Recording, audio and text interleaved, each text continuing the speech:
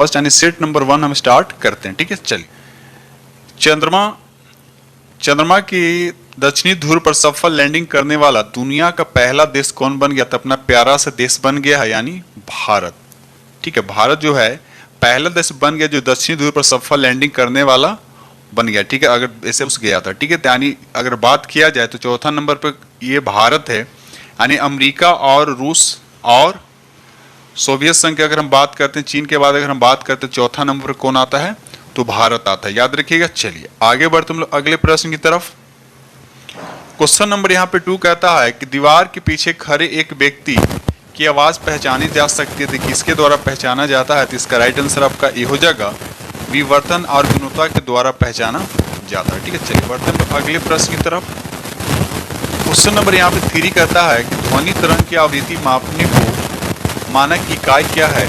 इसका right answer आपका भी हो जाए हर्ट्ज। याद रखिए, आवृत्ति को किससे मेजर किया जाता है? तो हर्ट्ज में मेजर किया जाता है। अगर हम आवृत्ति ये तरंगधर की बात करें, तरंगधर को किससे मेजर किया? तो एंगस्ट्रम में मेजर किया जाता है। ठीक है, चलिए क्वेश्चन नंबर यहाँ पर 4 कहता है सही विकल्प से रिक्त स्थानों को पूर्ति करना। ठीक है, यहाँ पर देखिए एक वस्तु लंबवत ऊपर की ओर फेंका, एक वस्तु को जब ऊपर की ओर फेंका जाएगा तो उसके ऊपर उठने के दौरान स्थिर ऊर्जा और गतिज ऊर्जा क्या बताएं? देखिए जब वस्तु को ऊपर की ओर फेंका जाएगा तो देखिए जब ऊपर फेंका जाएगा तो गतिज ऊर्जा क्या होगा? घटेगा और स्थिर ऊर्जा क्या होगा? बढ़ेगा। तो पहले क्या लिखा? स्थिर ऊर्जा। तो स्थिर ऊर्जा जब ऊपर की ओर फेंका जाएगा तो स्थिर ऊर्जा क्या होगा? बढ़ेगा और गतिज ऊर्जा क्या हो जाएगा?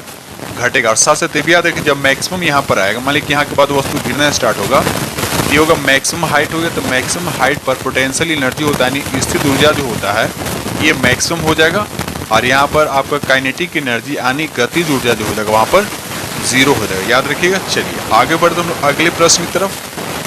क्वेश्चन नंबर यहाँ पर 5 कहता है पी प्रकार के अर्धचालक द्वारा उपार्जित आवेश के बारे में निम्नलिखित में से क्या सही है? तो इसका राइट आंसर आपका बी हो जाएगा। ये क्या होता है? वे उदासीन होता है। याद रखिए राइट आंसर आपके यहाँ पर बी हो जाएगा। बढ़ते हम लोग अगले प्रश्न की तरफ। चलिए क्वेश्चन नंबर यहाँ पर 6 कहता है देखिए चूज द अपोजिट। यहाँ इंग्लिश का क्वेश्चन आपको दे रखा है, तो यहाँ पर अपोजिट यानी हाइब्रिड जो दे रखा है इसका अपोजिट बताना है। तो इसका राइट आंसर क्या होगा? रिड्यूस होगा। राइट आंसर यहाँ पर आपका सी हो जाएगा। ठीक है, चलिए क्वेश्चन नंबर यहाँ पर 7 कहता है आपको दे रखा है यहाँ पर करेक्ट आपको वॉइस बताने। तो यहाँ पर देखिए एक्टिव वॉइस में दे रखा है, तो इसको पैसिव वॉइस में क्या होगा? देखिए ये सिंपल पास्ट का, तो आई वॉज यानी राइट आंसर आपका क्या सी हो? I was given a gift by, और इसका राइट आंसर हो जाएगा। क्वेश्चन नंबर यहाँ पर 8 कहता है कि वीरेन डंगवाल के अनुसार हमारे नींद में क्या चलता है? तो इसका राइट आंसर आपका डी होगा, जीवन व्यापार। इसका राइट आंसर हो जाएगा। क्वेश्चन नंबर यहाँ पे 9 कहता है, यहाँ पर 9 लिखा हुआ। क्वेश्चन नंबर यहाँ पे 9 कहता है कि इनका जन्म ननकाना साहब में हुआ, ननकाना साहब में हुआ है। तो इसका राइट आंसर आपका सी हुआ, यानी गुरु नानक का जन्म। गुरु नानक का जन्म कब हुआ है? याद रखिएगा 15 अप्रैल 1469 ईस्वी को गुरु नानक जी का जन्म हुआ है। ठीक है, चलिए ये रहा क्वेश्चन नंबर आपके यहाँ पे 10 कहता है। क्वेश्चन नंबर यहाँ पे 10 कहता है रामधारी से दिनकर का जन्म किस जिले में आप हुआ? ये आपसे पूछा है किस जिले में इनका जन्म हुआ है। तो याद रखिएगा इसका राइट आंसर आपका सी यानी बेगूसराय में हुआ। और कब हुआ था? तो भी याद रखिएगा 23 सितंबर 1908 ईस्वी को इनका जन्म हुआ था। ठीक है, चलिए क्वेश्चन नंबर यहाँ पर 11 कहता है, क्वेश्चन नंबर यहाँ पे 11 कहता है कि गैस की मात्रा व्युत्क्रमानुपाती होता है। तो इसका राइट आंसर आपका क्या हो जाएगा? तो यहाँ पर आपका राइट आंसर आपका सी यानी गैस की जो मात्रा होता है वो दाब के क्या होता है? व्युत्क्रमानुपाती होता है, यानी एम जो होता है मात्रा जो होता है इन्वर्सली प्रोपोर्शनल होता है किसका? तो प्रेशर का। ठीक है, चलिए आगे बढ़ते हैं हम लोग। क्वेश्चन नंबर यहाँ पे 12 कहता है नींद में ठोसों में चालकता का सही क्रम कौन सा? देखिए यहाँ पर आपको दे रखा है, यहाँ पे धातु दे रखा है, यहाँ पे कुछ चालक दे रखा है, यहाँ पे अर्धचालक दे रखा है। अगर तीनों में देखा है तो सबसे चालकता किसका होता है? तो धातु का होता है। तो साफ साफ कह रहा है, देखिए पहला ही ऑप्शन यहाँ पर देखिए, पहला ऑप्शन क्या दे रखा है? धातु की जो चालकता होता है वो कुचालक से ज्यादा होता है, भी सही है। उसके बाद अर्धचालक की जो चालकता है वो भी क्या होता है? कुचालक से ज्यादा होता है, ये भी सही है। यहाँ पर राइट आंसर आपको क्या हो जाएगा? ए हो जाएगा। ठीक है, और अर्धचालक किसको बोलते? जिसकी चालकता जो होता है चालक और कुचालक के क्या होता है? बीच में होता है। तो यहाँ पर राइट आंसर आपका फर्स्ट ही हो जाएगा। ठीक है, बढ़ते हम लोग अगले प्रश्न की तरफ। चलिए क्वेश्चन नंबर यहाँ पे 13 का आता है निम्नलिखित में किसमें कोकेन प्राप्त किया, निम्नलिखित में से किससे कोकेन प्राप्त किया जाता है? तो इसका राइट आंसर आपका फर्स्ट हो जाएगा, यानी इराइथ्रोजाइलम कोका से कोकेन प्राप्त किया जाता है। दोस्त इस चैनल को सब्सक्राइब कर लिया, क्योंकि टोटल इसमें जो 25 सेट दिया हुआ है पूरा का पूरा सेट डेली हम प्रैक्टिस कराएंगे, ठीक है। और आप लोग को पता है कि इस चैनल पे सबसे पहले जो आता है मार्केट में, इस चैनल पे पहले अवेलेबल होता है, ठीक है। चलिए, तो यहाँ पर देखा, यहाँ पर क्वेश्चन नंबर यहाँ पर 13 डिस्कस कर दिया।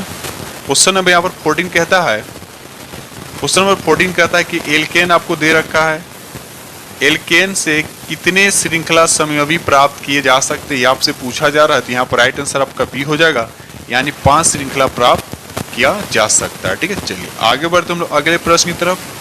क्वेश्चन नंबर यहाँ 15 कहता है, वैद्युत अपघटन परिष्करण का उपयोग निम्न में से किन धातुओं के शुद्धिकरण में किया जाता है? तो इसका राइट आंसर आपका ये हो जाएगा, कॉपर और जिंक को किया जाता है, ठीक है। चलिए, ये रहा क्वेश्चन नंबर आपका 16। निम्न में से किसकी आकृति पिरामिडीय होता है? आपको बताने से किसका आकृति जो होता है वह पिरामिडीय होता है। तो इसका राइट आंसर आपका सी हो जाएगा, BF3। याद रखिए, BF3 का जो आकृति होता है वो कैसा होता है? तो पिरामिडीय इसका आकृति होता है, ठीक है। चलिए, अगर हम बात करते हैं, अगर मीथेन की बात करें तो इसका चतुष्फलकीय, अगर मीथेन की बात इसका कैसा होता है? चतुष्फलकीय होता है। अगर हम सल्फर टेट्रा ऑक्साइड की अगर हम बात करते हैं तो इसका आकृति कैसा होता है? इसका भी चतुष्कोणीय होता है, ठीक है। और यहाँ पर कार्बन डाइऑक्साइड, अगर कार्बन डाइऑक्साइड होता है तो कार्बन डाइऑक्साइड की आकृति कैसा? उसका रेखीय होता है, ठीक है। चलिए, क्वेश्चन नंबर यहाँ पर 17 कहता है कि यहाँ प्रोपीन दे रखा, प्रोपीन में कितने, देखिए सिग्मा और पाई बॉन्ड आपको बताना है किसमें हो कितना होता है, यानी प्रोपीन में कितना होता है। तो इसका राइट आंसर आपका सी हो जाएगा, यानी 8 क्या होता है? सिग्मा बॉन्ड, और 1 क्या होता है? इसका पाई बॉन्ड। इसका राइट आंसर हो जाएगा। क्वेश्चन नंबर यहाँ पे 18 कहता है, निम्नलिखित में से किसका उपयोग नॉन स्टिक बर्तन बनाने में किया जाता है? तो इसका राइट आंसर आपका सी हो जाएगा, पॉलीटेट्राफ्लोरो एथिलीन। इसका राइट आंसर हो जाएगा। क्वेश्चन नंबर यहाँ पे 19 कहता है, किसने अपनी आवर्त तालिका में अंतरालों के आधार पर अभी कुछ और खोजे जाने वाले तत्वों का अस्तित्व की भविष्यवाणी की है? यहाँ पर राइट आंसर आपका सी है, मेंडलीफ। इसका राइट आंसर हो जाएगा। और साथ साथ ये भी याद रखिए, मेंडलीफ के समय ज्ञात तत्वों की संख्या कितना था? तो याद रखिएगा 63 था। और मेंडलीफ ने बहुत सारे अज्ञात तत्वों के लिए अपने आवर्त सारणी में रिक्त स्थान छोड़ दिए, ठीक है। और मेंडली के आवर्त सारणी में हाइड्रोजन का जो स्थान था एक विवादपूर्ण था, ठीक है। और एक और क्वेश्चन इससे बनता है कि आवर्त सारणी में मेंडलीफ में समस्थानों के लिए कोई स्थान, यानी समस्थानियों के लिए कोई स्थान नहीं था, ठीक है। चलिए, क्वेश्चन नंबर यहाँ पे 20 कहता है, कॉलम 1 को कॉलम 2 से आपको मिलान करना है, ठीक है। एक तरफ दे रखा है मक्खन दे रखा है, आपको बताना है इसका राइट आंसर का। तो मक्खन की अगर बात किया जाए तो यहाँ पर ए का हो जाएगा 4 हो जाएगा, यानी द्रव का ठोस में, यानी ए का हो जाएगा 4, यानी ए का हो जाएगा आपका 4 हो जाएगा। अगर बी की बात किया जाए तो बी का हो जाएगा आपका 3 हो जाएगा, यानी प्यूमिस हो जाएगा आपका गैस का ठोस में। तो बी का, यानी ए का 4 और बी का 3, तो ए का 4 और बी का 3 अगर ऑप्शन देखा जाए यहाँ पर तो किसमें मैच करता है ऑप्शन? हाँ, पहला ही दिखा, ए का 4 और बी का 3, आपका राइट आंसर आपका फर्स्ट हो जाएगा, ठीक है। चलिए, क्वेश्चन नंबर यहाँ पे 21 कहता है, पेप्टाइडोग्लाइकॉन उपस्थित होता है, किसमें उपस्थित होता है? इसका राइट आंसर आपका सी हो जाएगा, बहुत से जीवाणुओं की कोशिका भित्ति में उपस्थित होता है। बढ़ते हम लोग अगले प्रश्न की तरफ। क्वेश्चन नंबर यहाँ पे 22 कहता है, इनमें कौन सा आहार संतुलन बैलेंस डाइट न होने के कारण होने वाली रोग है? तो इसका राइट आंसर आपका फर्स्ट हो जाएगा, हिंता जनित रोग। याद रखिएगा, हिंता जनित रोग ऐसा रोग है जो बैलेंस डाइट नहीं करने से, नहीं खाने से क्या होता है? ये रोग होता है। क्वेश्चन नंबर यहाँ पे 23 कहता है कि इनमें कौन अंतःस्रावी ग्रंथि नहीं, इसमें पूछा जा रहा है कौन सा अंतःस्रावी ग्रंथि नहीं है? तो यहाँ पर आपका बी जो होगा, भ्रूणर ग्रंथि जो ये अंतःस्रावी ग्रंथि नहीं। याद रखिए, अंतःस्रावी ग्रंथि नहीं है। क्वेश्चन नंबर यहाँ पे 24 कहता है कि पेरिकार्डियम व हृदय के बीच कौन सा तरल भरा रहता है? तो इसका राइट आंसर आपका ये हो जाएगा, पेरिकार्डियल लिक्विड, यानी पेरिकार्डियल द्रव भरा रहता है। बढ़ते हम लोग अगले प्रश्न। क्वेश्चन नंबर यहाँ पे 25 कहता है कि मेंडल के दूसरे नियम यानी स्वतंत्र अपव्यूहन के नियम को दर्शाया जाता है। इसका राइट आंसर क्या होता है? राइट आंसर आपका डी हो जाएगा, ड्यू शंकर क्रॉस द्वारा इसका राइट आंसर हो जाएगा। क्वेश्चन नंबर 26 कहता है कि रक्तचाप यानी ब्लड प्रेशर तथा श्वसन गति का नियंत्रण किसके द्वारा होता है? इसका राइट आंसर आपका सी हो जाएगा, मेडुला ऑब्लांगेटा द्वारा इसको किया जाता है। क्वेश्चन नंबर यहाँ पे 27 कहता है कि वर्ष 1960 में महाराष्ट्र और डैश दे रखा का गठन करके बम्बई राज्य का भाषा आधार पर विभाजन कर दिया गया था। तो इसका राइट आंसर आपका डी हुआ, राजस्थान इसका राइट आंसर हो जाएगा। याद रखिए, राजस्थान इसका राइट आंसर हो जाएगा। क्वेश्चन नंबर यहाँ पे 28 कहता है कि AB रक्त समूह यानी AB रक्त समूह आपसे पूछा जा रहा है कि AB रक्त समूह क्या होता है। याद रखिए कि AB रक्त समूह जो होता है इसमें एंटीजन होता है, एंटीबॉडी नहीं होता। यानी AB में क्या होता है, AB में क्या होता है तो एंटीबॉडी नहीं होता। यानी राइट आंसर आपका दिखा है तो यहाँ पर B हो जाएगा। यानी इसमें क्या होता है, एंटीबॉडी नहीं तो बल्कि इसमें क्या होता है, एंटीजन होता है। अगर वही हम बात करते हैं रक्त समूह अगर A की बात करते हैं तो A में क्या होता है, एंटीजन A होता है। यानी A में एंटीजन A होता है और एंटीबॉडी की बात किया तो B होता है। अगर ब्लड ग्रुप अगर B की बात करते हैं तो इसमें एंटीजन क्या होगा, एंटीजन आपका B होगा और एंटीबॉडी आपका क्या हो जाएगा, A हो जाएगा। अगर हम वही O की बात करते हैं जिसको बोलते हैं रक्तदाता बोलते हैं तो O में क्या होता है, एंटीजन नहीं होता है और इसमें एंटीबॉडी A और B दोनों होता है। तो याद रखिएगा इस तरह से चलिए। क्वेश्चन नंबर यहाँ पे 29 कहता है कि एक पौधे में इनमें से क्या एक बीज में परिवर्तित होता है? तो इसका राइट आंसर आपका डी हो जाएगा, बीजाणु जो है बीज में क्या होता है, परिवर्तित हो जाता है।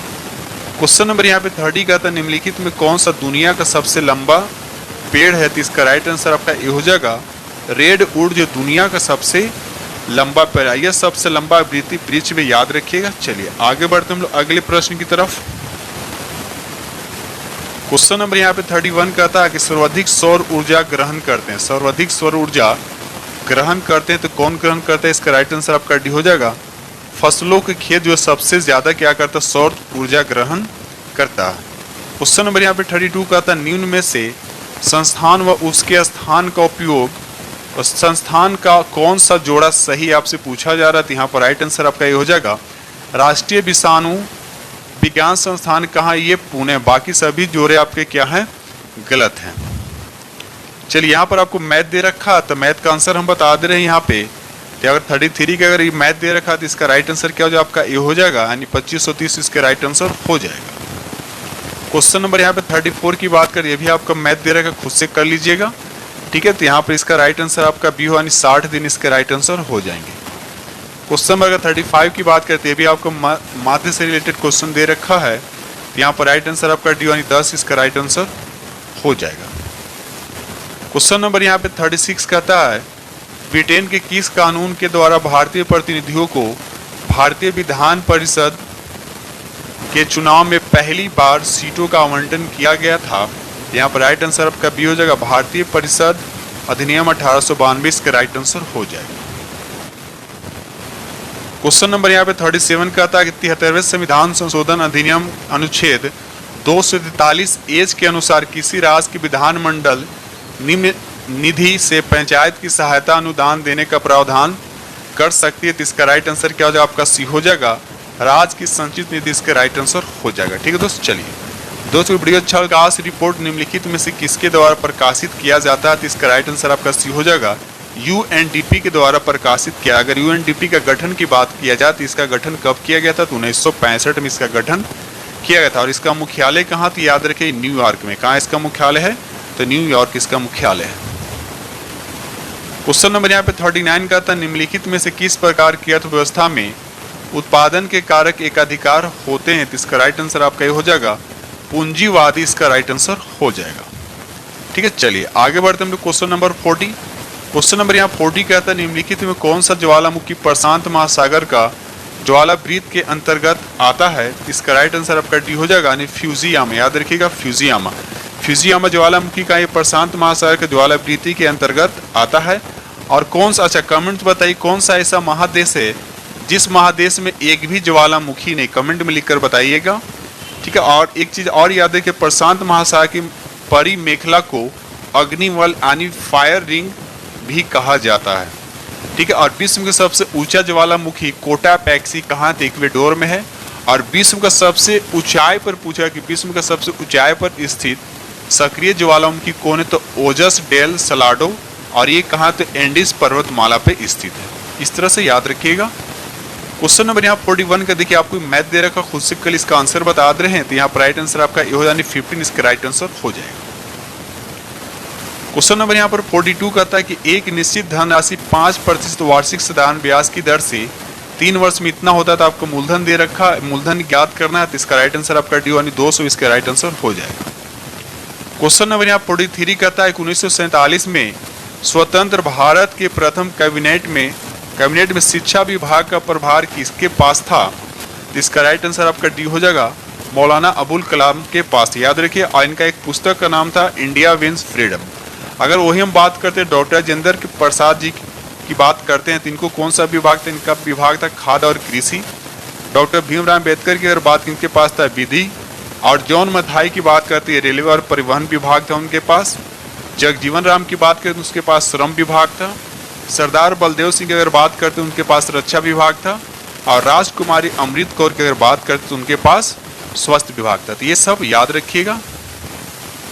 क्वेश्चन नंबर यहाँ पर 44 कहता है मंदाकिनी, आपसे पूछा मंदाकिनी जो है अलकनंदा से मिलती है, तो आपको बताना है कि मंदाकिनी जो अलकनंदा से कहाँ मिलती थी? रुद्रप्रयाग में मिलती। कहाँ मिलती है? रुद्रप्रयाग में मिलती है। ठीक है। अच्छा एक बात बताइए, गंगा जो नदी है, गंगा नदी किन की नदियों की मिल से बनती है? तो ये भी याद रखिए, अलकनंदा और भागीरथी के संगम से। दोनों कहाँ मिलते हैं? दोनों मिलते हैं देवप्रयाग में। कहाँ मिलते हैं? देवप्रयाग में। और देवप्रयाग के बाद से दोनों नदी जब संयुक्त धारा एक धारा में बहती है तो इसका नाम पड़ जाता है गंगा। याद रखिएगा। चलिए, दोनों कहाँ मिलते हैं? तो देवप्रयाग में मिलते हैं। ठीक है। चलिए, तो इसका राइट आंसर यानी 44 का राइट आंसर आपका क्या हो जाएगा? यहाँ पर सी हो जाएगा। क्वेश्चन नंबर यहाँ 45 कहता है जब किसी कार्य में आवश्यकता से अधिक लोग लगे होते हैं तो इसे किस प्रकार से जाना जाता है? तो इसका राइट आंसर आपका सी हो जाएगा, इसे प्रच्छन्न बेरोजगारी भी कहा जाता है। ठीक है। और एक होता है मौसमी बेरोजगारी। मौसमी बेरोजगारी वह होता है जिसमें श्रमिकों को किसी विशेष अवधि में कार्य मिलता है और बाद में कुछ समय के लिए उनको बैठना पड़ता है। ठीक है।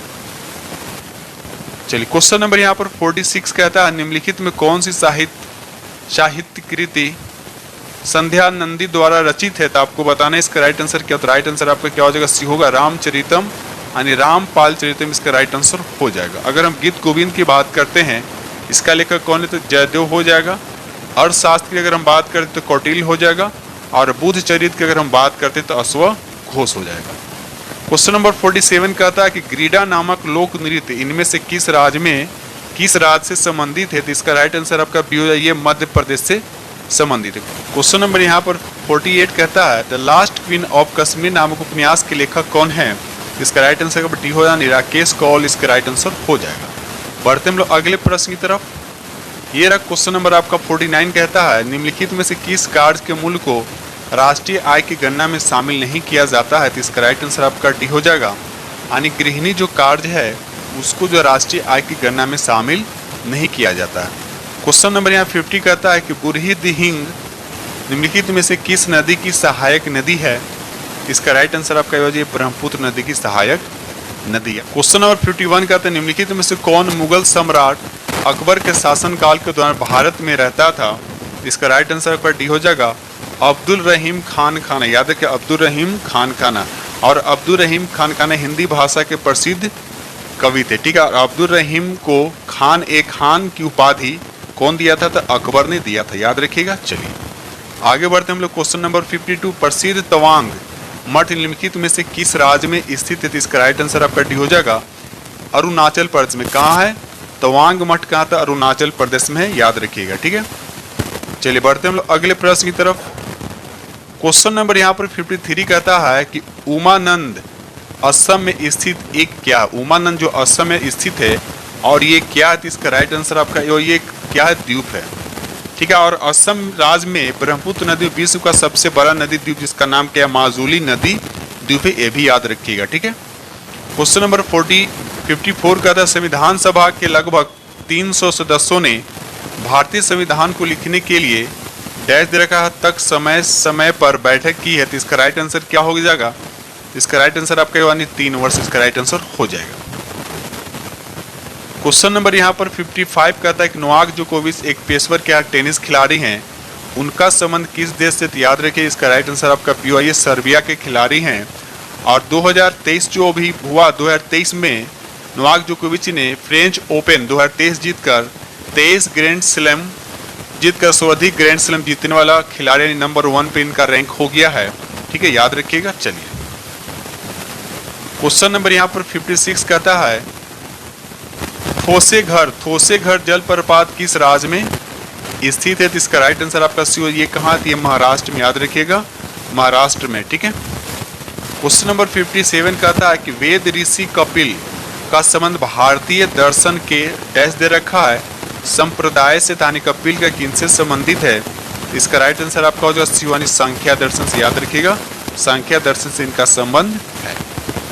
क्वेश्चन नंबर 58 कहता है शिक्षा की वर्धा योजना कब लाया गया था? तो इसका राइट आंसर आपका बी हो जाएगा 1937 में लाया गया था, याद रखिएगा। चलिए आगे बढ़ते हम क्वेश्चन नंबर 59 की तरफ।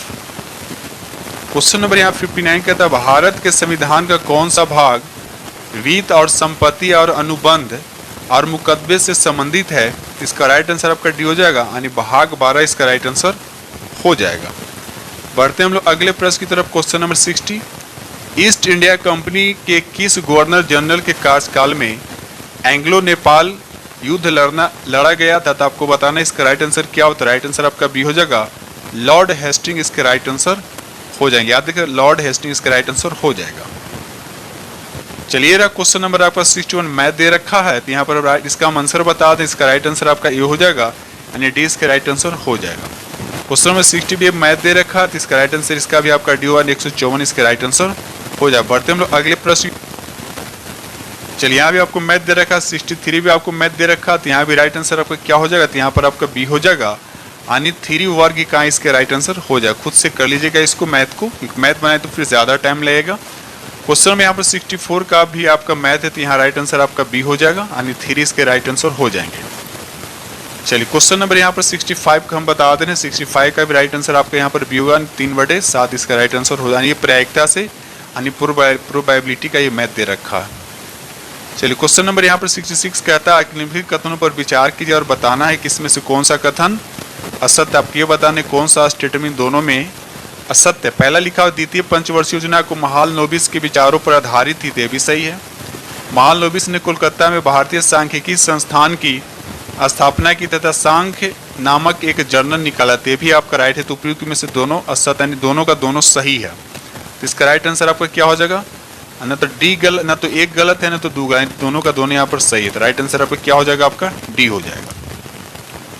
क्वेश्चन नंबर यहाँ पर 67 कहता है किसे राष्ट्रीय कानूनी सेवा प्राधिकरण का कार्यकारी अध्यक्ष नियुक्त किया गया है? तो इसका राइट आंसर आपका बी हो जाएगा, न्यायमूर्ति संजय किशन कौल इसका राइट आंसर हो जाएगा। क्वेश्चन नंबर यहाँ पर 68 कहता है जापान इंडिया मैरीटाइम एक्सरसाइज 2023 कहाँ आयोजित किया गया? तो इसका राइट आंसर आपका यानी बंगाल की खाड़ी में इसको आयोजित किया गया। चलिए रहा क्वेश्चन नंबर आपका 69 लौह की खान बादाम पहाड़, आपसे पूछा लौह की खान कहाँ थी? बादाम पहाड़ पूछा जा रहा है, यानी बादाम पहाड़ लौह के लिए फेमस है। आपसे पूछा जा रहा है कि किस राज्य में है? तो इसका राइट आंसर आपका बी हो जाए, ये उड़ीसा राज्य में। कहाँ है? तो उड़ीसा राज्य में। क्वेश्चन नंबर 70 कहता है सुरक्षा पर कैबिनेट समिति ने तेजस 2.0 मेगा प्रोजेक्ट की मंजूरी दी है, तो तेजस पूछा कि तेजस है क्या? इसका राइट आंसर आपका ये हो जाएगा लाइट कॉम्पैक्ट एयरक्राफ्ट इसका राइट आंसर हो जाएगा। क्वेश्चन नंबर यहाँ पर 71 कहता है कि अंतर्राष्ट्रीय कृष्ण भावना मृत संघ की स्थापना किसने की है? इसका राइट आंसर आपके हो जाएगा भक्ति वेदांत यानी स्वामी प्रभुपाद इसका राइट आंसर हो जाएगा। क्वेश्चन नंबर यहाँ पे 72 कहता है भारत में प्रांतीय स्वायत्तता का प्रवेश कब हुआ है? इसका राइट आंसर आपका डी हो जाएगा, यानी 1935 के भारत सरकार अधिनियम से हुआ है। दोस्तों जो फ्रेंड्स चैनल पर पहली बार विजिट करें चैनल को सब्सक्राइब कर लीजिएगा और साथ में बेल आइकन को प्रेस करना नहीं भूलिएगा। और इससे पहले हम बिहार पुलिस का यूटेरिया का 9 सेट प्रैक्टिस करवा चुके हैं, अगर नहीं देखें तो प्लेलिस्ट में जाकर देख सकते हैं। और ये प्लेटफॉर्म का जो न्यू वॉल्यूम 2 जो आया है उसका हम सेट नंबर 1 आप लोगों के साथ डिस्कस कर रहे हैं। आप लोग को पता है कि एग्जाम बहुत ही नज़दीक आ गया, इसीलिए आप जम की तैयारी करें। बस डेली आप 1 या 2 या 3 जितना हो सके आप लगे रहें। ठीक है दोस्त, चलिए तो क्वेश्चन नंबर यहाँ पे 73 कहता है निम्न में कौन सा प्रत्यक्ष कर का उदाहरण है। पूछा इसमें कौन जो है डायरेक्ट टैक्स यानी प्रत्यक्ष कर का उदाहरण नहीं है। यहाँ पर राइट आंसर आपका डी हो जाएगा, यानी वस्तुओं और सेवा कर। याद रखिए वस्तु और सेवा कर, ठीक है। याद रखिएगा जिसको बोलते हैं जीएसटी। जीएसटी का एक अप्रत्यक्ष कर। याद रखिए जीएसटी जो है एक अप्रत्यक्ष का। भारत में जीएसटी कब लागू हुआ था तो ये भी याद रखिएगा, ये 1 जुलाई 1917 को भारत में जीएसटी लगा था। अगर पूछा कि दुनिया में सबसे पहले जीएसटी कहाँ लगा तो फ्रांस में लगा। कहाँ लगा है? फ्रांस में लगा। और कब लगा तो 1954 में फ्रांस में लगा। अगर भारत में जीएसटी की बात किया तो जीएसटी लागू करने वाला सबसे पहला राज्य कौन है तो भी याद रखिएगा, तो असम इसका राइट आंसर हो जाएगा। ठीक है, चलिए बढ़ते हम लोग अगले प्रश्न की तरफ। क्वेश्चन नंबर 74 कहता है कि गांधी सागर बांध निम्नलिखित में से किसका हिस्सा है। गांधी सागर बांध में से किसका हिस्सा है, जिसका राइट आंसर आपका वही चंबल नदी का। राइट आंसर आपका ए हो जाएगा। क्वेश्चन नंबर 75 का था भारत की संसद में पहला लोकपाल विधेयक कब पेश किया गया था, तो इसका राइट आंसर आपका बी हो जाएगा। 1968 में पेश किया था। राइट आंसर आपका बी हो जाएगा। क्वेश्चन नंबर यहाँ पे 76 का था भारत के उच्चतम न्यायालय का आदर्श वाक्य क्या है। आदर्श वाक्य आपसे पूछा गया है, यहाँ पर राइट आंसर आपका सी हो जाएगा। यतो धर्मोस्तो जय, इसका राइट आंसर हो जाएगा। ये रहा क्वेश्चन नंबर आपका 77 कहता है कि राज्य विधायिका द्वारा पारित कुछ प्रकार के विधेयकों को भारत के राष्ट्रीय के विचारार्थ आरक्षित करने का अधिकार किसके पास है। इसका राइट आंसर आपका डी हो, राज्य के राज्यपाल का। याद राज्य के राज्यपाल के पास है। ठीक है, साथ साथ ये भी याद रखिएगा 7वें संविधान संशोधन अधिनियम 1968 ईस्वी में के तहत 2 या 2 से अधिक राज्य के राज्यपाल की नियुक्ति किया जा सकता है। और किस अनुच्छेद के तहत? अनुच्छेद 153, इसके राइट आंसर हो जाएगा। क्वेश्चन नंबर यहाँ पर 78 कहता है कि कौन सा दर्रा सिक्किम को चीन के तिब्बत स्वायत्त क्षेत्र से जोड़ता है। यहाँ पर राइट आंसर आपका ये हो जाएगा नाथुला दर्रा, इसका राइट आंसर हो जाएगा। नाथुला दर्रा कहाँ है? तो सिक्किम और चीन के तिब्बतीय स्वायत्त क्षेत्र को जोड़ता है। ठीक है, याद रखिएगा। चलिए आगे बढ़ते हम लोग अगले प्रश्न की तरफ। क्वेश्चन नंबर 79 कहता है कि निम्नलिखित करों में से किसे गंतव्य आधारित कर कहा जाता है। इसका राइट आंसर आपका सी हो जाए, वस्तु एवं सेवा का, जिसको बोलते हैं जीएसटी। याद रखिएगा जीएसटी। तभी थोड़ा पहले हमने डिस्कस किया था कि जीएसटी लागू करने वाला सबसे पहला देश कौन था, तो फ्रांस है। और भारत में सबसे पहला राज्य कौन जीएसटी लागू किया था, तो असम, इसका राइट आंसर हो जाएगा। क्वेश्चन नंबर यहाँ पर 80 कहता है 1849 में परमहंस मंडली की स्थापना कहाँ की गई थी। इसका राइट आंसर आपका डी हो जाएगा, बॉम्बे, इसका राइट आंसर हो जाएगा। और किसने किया था, तो परमहंस मंडल की स्थापना आत्माराम पांडुरंग और बाल कृष्ण जयकर ने की थी। याद रखिएगा। क्वेश्चन नंबर 81 कहता है कि 12वीं शताब्दी के दौरान कर्नाटक में वीर शैव परंपरा लिंगायत आंदोलन के नेतृत्व किसने दिया। इसका राइट आंसर आपका ये हो जाएगा, बासवन्ना ने दिया था। राइट आंसर आपका ये हो जाएगा।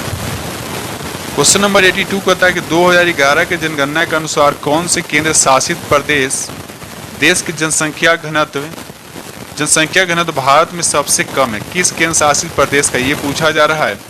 यहाँ पर राइट आंसर आपके हो जाएगा अंडमान एंड निकोबार। अंडमान एंड निकोबार की जनसंख्या जो है सबसे कम है केंद्र शासित प्रदेश में, यानी 46 व्यक्ति प्रति वर्ग किलोमीटर पर। अगर पूछा जाए तो सर्वाधिक जनसंख्या घनत्व वाला केंद्र शासित प्रदेश कौन है, तो दिल्ली है। याद रखिएगा।